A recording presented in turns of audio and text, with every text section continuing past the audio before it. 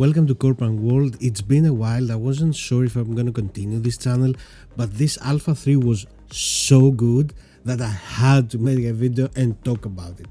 What was so great about it? Well, first of all, we were able to play.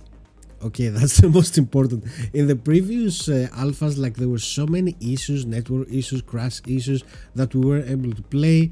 Now we could make a party, go out there, explore the world, have some fun, see the game for what it is, and have fun with it. Was the game perfect? No, it wasn't. There were problems, but I believe there were two major problems that if they get fixed and they add some more content and some more things that we will talk about, the game is actually ready for early access, at least in my opinion. Now we're going to talk about the level up experience. I will talk about my personal level up experience. I will talk about how some of my friends that played the game for the first time experienced the level up. We will talk about itemization, how gathering is in this game, a few words about characters. I will not go too much into balance changes, but some abilities need a little tweaking, I think, and we will finish with what we believe is missing and what needs to be fixed for the early access. Okay, so let's start with the level up. This wasn't the first time that we played the alpha, so we already knew what we were gonna do, where were the quests. It was like we had a tutorial before the tutorial, so it was very easy. We went for the quest level 5 before 1 hour, and then we went to the PvP zones and get insane XP. Our archer Nosferatu was level 15 in like 1 day, and the rest followed. So for people that know where the quests are and how to do them, it was really easy. Now for the people that played for the first time, I tried to give them some advice. Like the first thing I told them was that talk to all the NPCs. Talk to all the NPCs. You don't know who has quests, who doesn't have quests, and also check the store, check if their shop, if they're selling something, because they're selling useful things, and it's good to know where is what from the beginning. This is one of those games that listening to the NPCs sometimes is really fun, not gonna lie. Some NPCs have crazy lines that are very funny. There is no censorship, like zero. This is very refreshing. Like people are cursing, people are talking about sex, about drugs, about this, about that. There is zero censorship. It's really fun. Don't listen to the dudes that are, oh, it's cringe and stuff. We don't care, we love it, we want it, we want censorship, we want adult stuff. Just put them there, they're funny, they're fun, and we like them. Now the first thing that almost everyone was saying that played the game for the first time is how beautiful is the world. Like everyone told me that, like the environment, the trees, the house, there is so much detail in Corepunk and so much quality, and you can see this from day one. And this is important because these are the fundamentals of the game. You can talk all you want about balance, damage, archer, this, that, but this can change. All the balance things can change, but the world and the fundamentals of the world are important because they can't change that easy. And the fundamentals of Corepunk and the way the world is built is beautiful, and everybody saw that, right? So the players, with a little bit of help, they had a really good experience and enjoying the game. Even if some of them played just a little bit to see the game, they had good things to say overall. Of course, there were people that didn't pay attention to the NPCs. They kind of skip the game. They're just walking around and around, getting lost and frustrated. The game doesn't guide you, that's for sure. It's not holding your hand, yeah, but we like that. We like that vision that Artificial Core is taking. It reminds me of old RPGs that you have to explore and find, and that gives you the satisfaction of figure things out. Like we're in the party and someone will discover a chest somewhere hidden, and he would say, oh guys, I found a chest, oh yeah, let's go. Like he found something, and that exploration and finding is really good, and I hope it stays like that. I hope we don't see any questions mark or things like that, or indications or auto run or auto quest. Please, no bro, this is like for mobile gaming, and please keep it there. And please, Artificial Core, keep your vision of bringing, I will not say hardcore MMO because it's not a hardcore, but a challenging MMO, because Corepunk is challenging, and that's a good thing. Okay, so let's start from gathering. Gathering is one of the first things you're gonna do in the game because it's quite easy. You just gather stuff, except the butchery that you have to kill some boars, which is okay, it's not that hard. And you will have quests in the beginning that will ask you to gather stuff, and it's a good XP gain and a good boost to start gain some easy levels and progress to the game. Now the game doesn't tell you where is what. They don't tell you where's the wood. They say forest, like where's the forest? Iron, where's the iron? Like you don't know where is what. You have to explore, you have to ask, you have to communicate with people to see where you have to go and what you need to gather. There are 4 professions for the gathering. It's the butchering, the herbalism, the logging, and the mining. Now the more you do one of these, the higher the percentage goes, and this way you get extra bonuses. You can't have everything 100%. You might have, let's say, 50% in one, 50% in the other one, and the other two will be 0%. Now in the beginning I would suggest gather a little bit of everything because you will need them eventually, but then you have to stick to one. I believe that at least 80% in something that you really need will help you a lot, and the extra things that you will get, you can trade them for stuff that you don't have. Now depending on your class, you have to see what you like to do more and what fits you better, because let's say you're an archer, right? You can't really go for a butchering because wolves will hurt you. Like wolves are hard for an archer, but for a legionnaire, for example, it's way better to kill like boars, for example, or wolves, right? So depending on your class, you should choose where you want to focus more. Let's move to items and crafting. There are 4 professions there also: alchemy, construction, mysticism, and weaponsmithing. Okay, the same principles like gathering are here. Like the more you craft weapons, the higher the percentage. So something really important that I need to point out here is that, let's say you craft a weapon, right? You can't trade this weapon, it's bind on pickup. But if your weaponsmithing is in 100%, which means you're a grandmaster in weaponsmithing, right? You can trade the items you craft. Okay, so this is really important. In the beginning, of course, you will need to craft all your weapons a little bit. Like you have to reach at least, like 20-40% to craft some weapons in the beginning, but after that you have to focus on something. Now apparently here what's gonna happen is that a lot of people will have alts, right? Of course, like you have 2 options. You either have alts, and in each alt you boost your mysticism, your weaponsmithing, your construction, whatever, or you do more trading with friends through the marketplace and stuff like that. I think that this is a good thing that you can't craft everything, because it boosts like communication with people, it boosts trading, which is really good. So in general, crafting was good, though there were some items that were easier to craft than others. I mean, way easier. Now I don't know if that's intended or they're gonna change it, because some items, they made no sense. Like ability power artifacts were so easy to craft compared to others and stuff like that. So they might change this a little bit and make it a little balanced, so everything is kind of the same to craft and not some artifacts very easy and some other very hard. But in general, it was a good experience until we started to open boxes and killing bosses. In the beginning, we were super hyped to see all these weapons, all these epics throwing on the ground. Like, it was crazy and we got happy. But when I started to think about it, I'm like, am I playing Corepunk or am I playing Diablo? Like last epoch, like what am I playing exactly? Is this an action RPG that you kill a boss and you get like 6-7 epics? I mean, is it an alpha thing? Did they do this just for the alpha to, give a lot of items to the people? Because if this is the case, at some point I'm like, what's the reason of crafting when you get so much loot?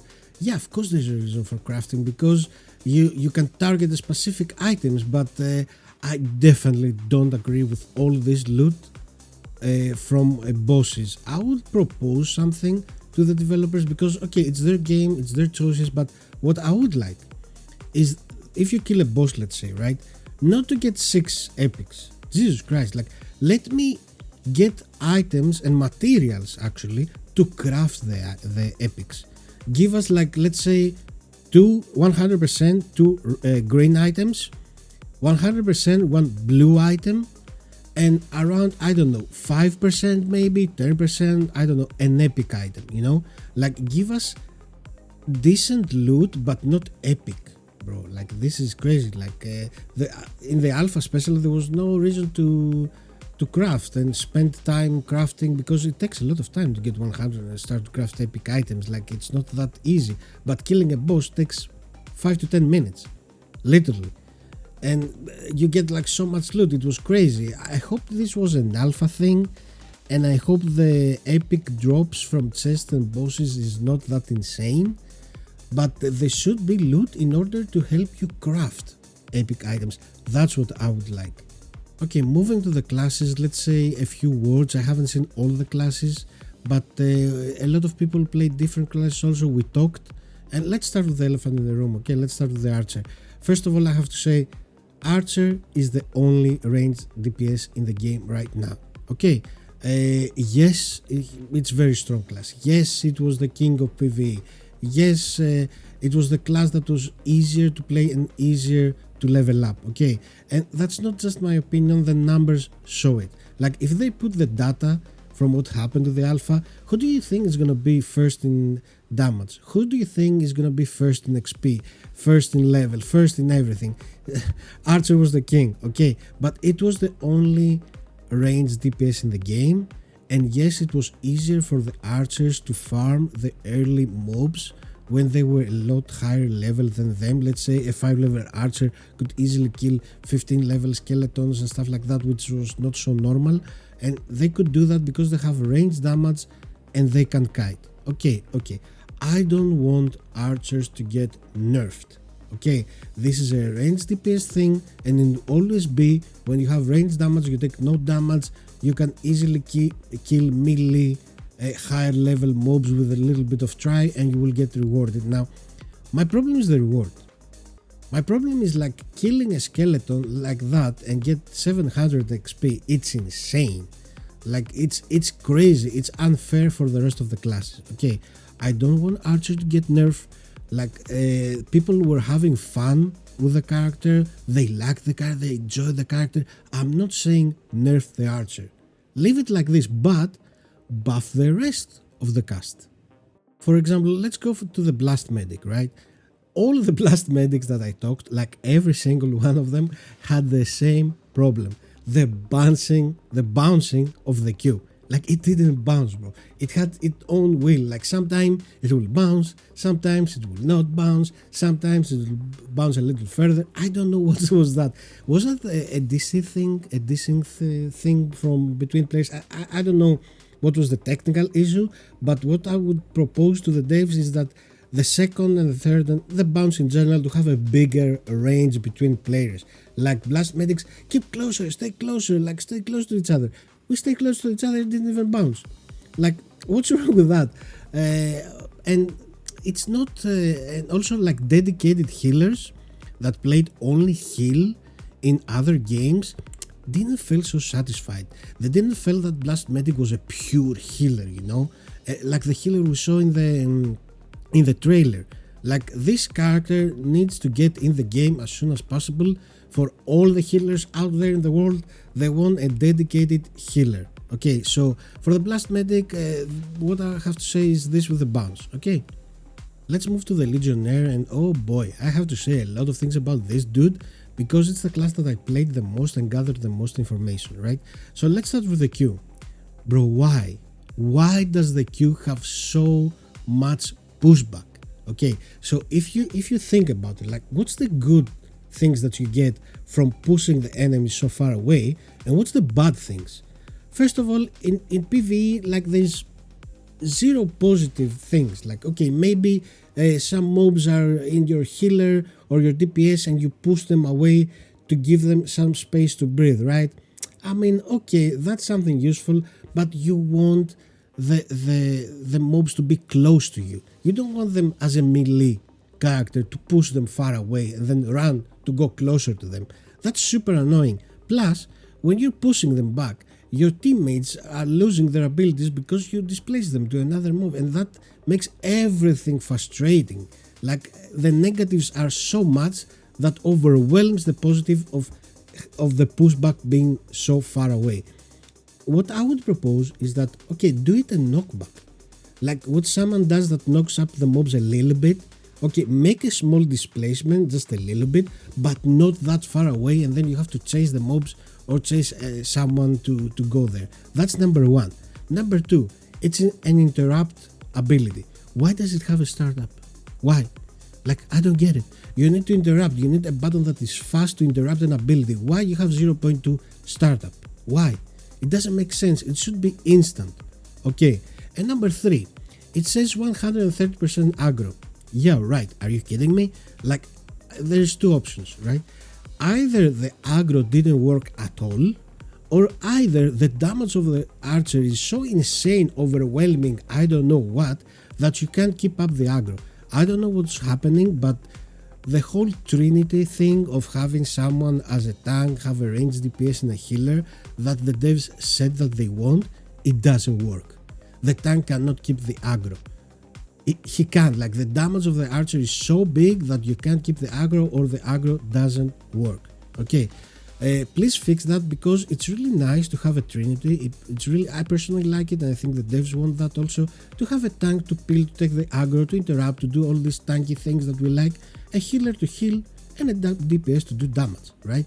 It's impossible to be, like, the best comp in Alpha was 4 archers. Like, you didn't need a tank, you didn't need a healer, you didn't nothing. You just have 4 archers doing damage, kiting, slowing, the mobs so they don't run. Like, it was insane. Like, the rest of the cast was completely useless, you know. I mean, not completely useless, okay, that's too much, but it didn't work the way a Holy Trinity will work, a Trinity with a tank, a healer, and a DPS. Now, about the W. Oh boy, the W. Can you please let us choose the target that we're gonna throw, you know, in the air? Like, is that possible? Because many times you might have a summon next to you, you might have a melee DPS next to you, and you don't want to throw him, you want to throw the mob up in the air, but you can't choose it. It chooses on its own. And not only that, sometimes your teammate would be a little further from the closest target and you still pick up him. Like, this is super annoying. I hope you can, like, the target you have with your left click and you have target, that's the target that you should pull up in the air. Okay, now for E, I mean, I don't know what's up with the hitbox with that button, but you're supposed to make the enemies vulnerable and then throw your spear to them and then taunt them, right? Okay, can you make the hitbox a little bigger so we can throw the spear to more mobs and not so tiny mini thinny? I mean, okay, even if you don't do that, it's fine, but it was a bit frustrating to try to hit a lot of mobs with a spear. Someone said that the spear should bounce from target to target. Now, I mean, that would be a huge buff. I think maybe that's a bit too much, but it doesn't work. Like, the Legionnaire is not that fun. And if you just change the Q so it doesn't push enemies so back and your teammates can hit, you stay closer, that would be a good thing. And also W to choose which one you're gonna throw up in the air. Now for the summon, I heard really good things about the summon. I played only a little bit. I didn't manage to go to the end game of the summon to see how it is, but one thing I can say is that I think he will be really good in PvP. He has good gap closure, he has good damage, good survivability. I think he will be a really good character in PvP. And in PvE also, I saw some summons doing a lot of damage, surviving. I think it's a solid class, though in the beginning maybe it's a bit rough, but you know what? It's rough for everyone. You know, everyone has kind of a rough time in the beginning. So summons, speak out, I don't know, write a comment or something about what you like, what you didn't like, because I don't have a lot of info for summon, but I heard that he's good. And then we have Infiltrator and Destroyer. I didn't play those classes. I played a little Destroyer actually, just a few levels, like 5-6 or something. Okay, it seems very solid, I would say, as a Destroyer, like a melee DPS that has good tools. I don't know how he is in the end game, but he seems strong, he seems good, he seems very, how can I say, like common, like, you know, his abilities are very universal, let's say. He seems okay. Now for the Infiltrator, many people told me that it's really hard to farm with him, especially in the beginning, and in general he's an assassin, bro. Like every assassin in the universe of MMOs is bad on PvE, right? Like almost all of them. So as an assassin, yeah, maybe it's a bit harder to PvE, but I think he will be really strong in PvP. And I wish I had more info about his abilities, if someone needs to be fixed or something. So I'll need some help here from you guys that played Infiltrator in the end game, like Infiltrators that reached 15 level, to tell us how it felt and how it was, you know? Early access. Is the game ready? Well, first of all, the version that we played, this alpha version, is not the version that they have ready for early access, right? If we take what we played in the alpha and say, is this ready for early access? No, it's not, right? It's not. There are two major problems that need to be fixed. The one is that when you're in a party and you're in a PvP zone and you hit like a heal, a damage, I will not get into too many details of how this is happening, but your friends in the same group become enemies. I don't know what is this bug, but it was really annoying, especially when you're trying to do bosses, and we did almost all the bosses hitting each other. Like my team was red one towards the other, like I was in front, the archer was hitting me with his W, okay, no problem, and we were hitting each other, right? So this needs to be fixed. I think it's something easy. It has to do something with the party and the PvP zones and the damage. That's number one. Number two is of course the infinite loading. Like it's impossible to go early access, someone makes a character and then goes to infinite loading. Now if we can help the devs a little, I did some testing of how and why this is happening. I'm not sure, I was only able to do it one time, but what happened when you're in a party and let's say there are 4 people and one of the 4 people that drag you to his lair disconnects, go to sleep, whatever, and he doesn't leave the party, then the rest of the group crashes. And I'm not sure about this, but I did a test. We did the same with a friend. He crashed and then I logged in back to the game. I left the party and then he was able to log in. Now, if that helps, I don't know. I hope it helps. But there is a problem with the party again. And thinking all of these things, I was like, why all the problems have to do with party? Like in the previous version, you were in a party, you couldn't see your teammate, you're changing layers. In this version, you're in a party and you're in the PvP zones and you're hitting each other. Someone leaves the party, the rest of the party crash. How much did they test the game as party? Like what's going on here? Like were most of the testing being done solo and they didn't see this? Because it's impossible for me not to see these things, like if they test this as a party. So there are some things happening over there that they need to be fixed, right? Something that was very important also as party was when we were doing bosses and you have a tank, a healer and 2 archers, right? The healer and the tank took no loot, literally no loot. It has to do with damage. I understand that the way the mechanics work is that the party that does the most damage will get loot, but not inside the party, man. Like what Eugene, like what are the healers gonna do? They will get no loot. The tanks, like think about them. Like what? Like we didn't get any loot. That the archer would either have to die to reset the damage or either stop doing damage so the rest of the group does equal damage to get loot. Bro, this doesn't make sense. Like fix this, please. Like everyone needs to get loot, even if he's a healer or a tank.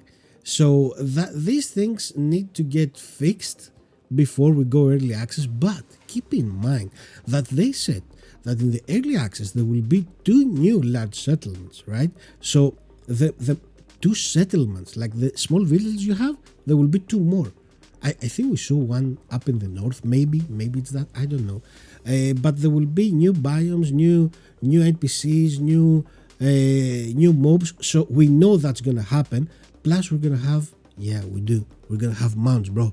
We're gonna go faster. Now I don't know how much movement speed the mounts are gonna give. I don't think it will be close to other games that you go really fast, but it would be a boost and it will be a good thing to have mounts. So all these things are ready. The one thing that they didn't said, and please for the live request, like please, we need more classes. Like 6 classes are so, like we don't have a main healer, we don't have a main tank. Like bring the defender. They're like we know that they have more classes ready. We know that they show them. Probably they're not as polished as they think, but we only saw 6, and I think they have around 16-18 Kana ready, that we know the abilities and what they do, right? And there are way more that we don't know, even the abilities, we don't know what it is. But I think the most popular will be the Pyromancer. From what I heard, like many people want to try this class, but I hope that we'll be able to bring these classes to the early access. There's so many things to say about Corepunk, like oh my god, I can talk for hours about more and more stuff that we discovered and we find, but okay, we need to stop, we need to close this video, right? I think this alpha was very successful, even with the problems, even with the infinite loading, even with the PvP flag, it was good. Actually, the devs brought more keys to more people in the end, though I'm a bit worried about one thing that I need to point out here. Some people that made accounts the last days, 1 or 2 days, I tried to party with them and I couldn't see them in the map. Like I could see them in the map, but I couldn't see them in game. Like we're in different shards like the previous version. Now I don't know what happened there, but the last accounts couldn't play with older accounts. Now okay, maybe it's nothing, maybe it's something, but anyway, Alpha 3 really good. We really liked it. We had a lot of fun. There are things to be done, but overall very positive, bro. Like very positive. Finally you see Corepunk being alive. Like you could see the devs posting stuff, you can play the game, you can feel it, it's close, bro, it's real, it's here and it's coming and we can't wait for it. So Artificial Core, please, okay, keep on working, we're here waiting to play the game. Okay, so everyone that watched the video, thank you. If you want to say something, leave a comment, whatever. See you out there. Cheers.